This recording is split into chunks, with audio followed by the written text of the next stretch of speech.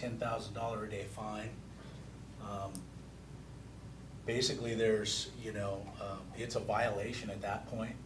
And then we have, implications downstream with other agencies. And, this is just a possibility, and this is what ecology looks at when they talk about redundancy. They look at worst case scenario because. So if we extend the time period on the plans that we've got now, there is a risk, which Yeah. I'm sure is difficult to quantify, but there is a risk that we're setting ourselves up for complete failure. Yeah, and Yes. Yeah. I talked to Dave Knight, he's our ecology engineer, the other day, and he wants that oxidation ditch built. I sympathize, Molly and Jennifer, with your concerns. I have the same concerns.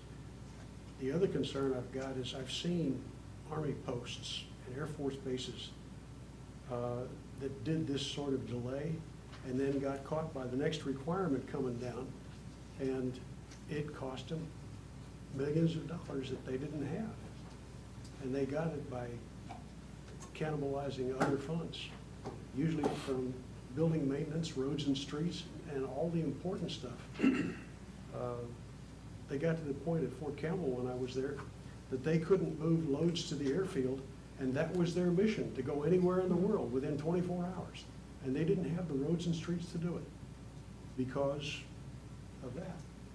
So that's my concern.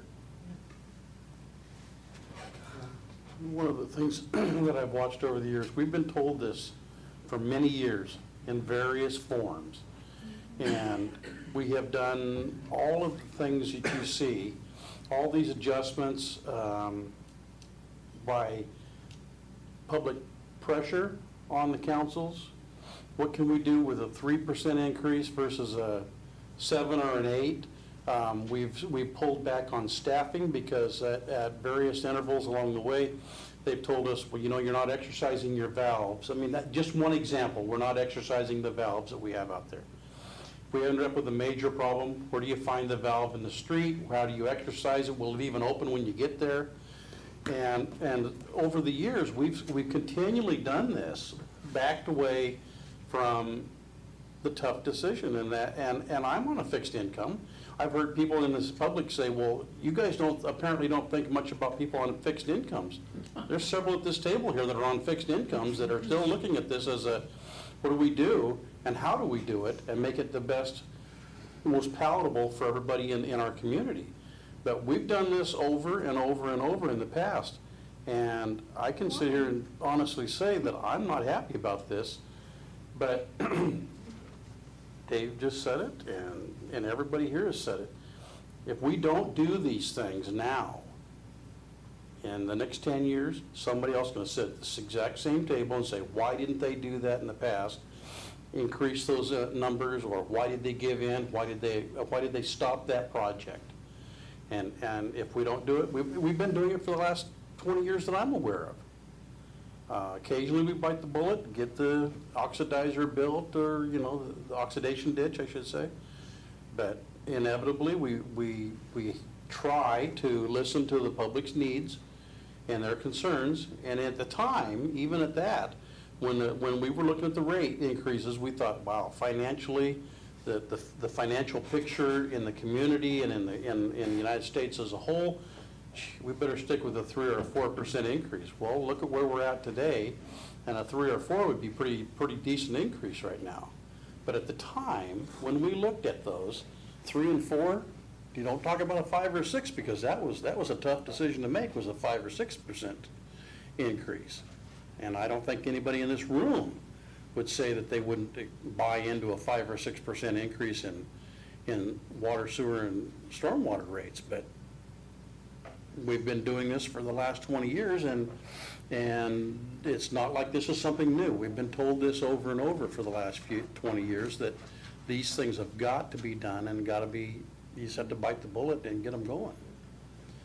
And anything that I see here, I don't see anything that staff is adding to it and making it a slush fund, or this is just stuff that's, as you said, has got to be done. It's state mandates, it's redundancy, it's all those things that we just can't put them off.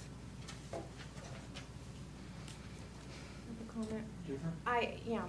Just kind of playing off what Rod Morse was saying, looking at historical overview of the rate increases, which I happen to have a copy of, it really is disheartening, and it's disappointing that past administrations and councils didn't have the foresight to plan for these sorts of things. I mean, in 2002, 2000, through 2007, you know, these were single-digit increases, 3%, 0%, 3%, 7%, 5%.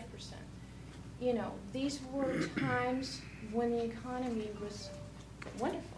These, you know, people were doing well. People had jobs. You know, people could afford a slightly higher increase to help plan long-term. And that would have, I mean, if you plan in 2002, 2003, 2004 for capital improvements that won't be happening for 5 to 10 years, then you're looking at a much smoother rate increase. Now, we're standing on the threshold of possibly being able, or not being able to issue permits, and possibly losing our own permits, you know, for these utilities, and it's so frustrating to me to sit here. If the state takes it over, it becomes more expensive, substantially. I'm I think it sure. would get less I'm expensive. sure. I'm sure.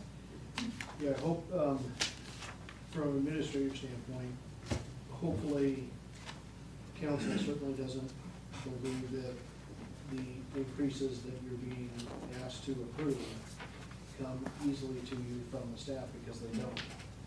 And I know it's sometimes easy from the public, it's easy from my wife to look at, you know, increases and say, my gosh, it's already so expensive to begin with, why do you need more?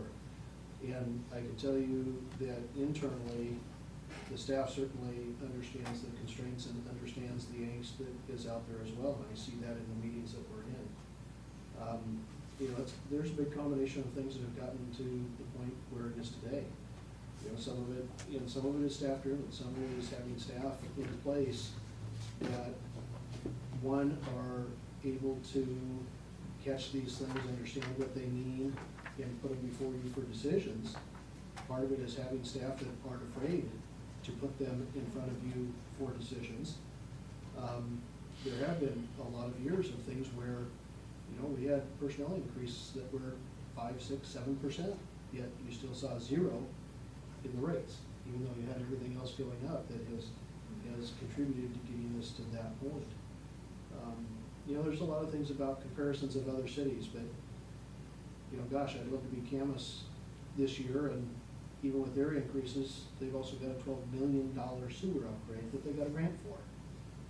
But they, you know, part of the reason they got the grant, number one, they didn't have a mayor that didn't say, don't go out and try and get grants, we're not gonna waste our time doing that. But they've also got processes in place, rates in place, and plans in place to where those grantees can look at it and say, yes, we believe in giving you this money. You have firm and good plans that we believe in, that the money's gonna be put to the best use. The same as another community, another community, another community. I just want to say something about that. The plans have always been in place. This is what I'm hearing, the capital improvement plans, right? Is that correct? I mean, we've always had the plans in place. You haven't had the funding in place. Exactly. Well, there's been no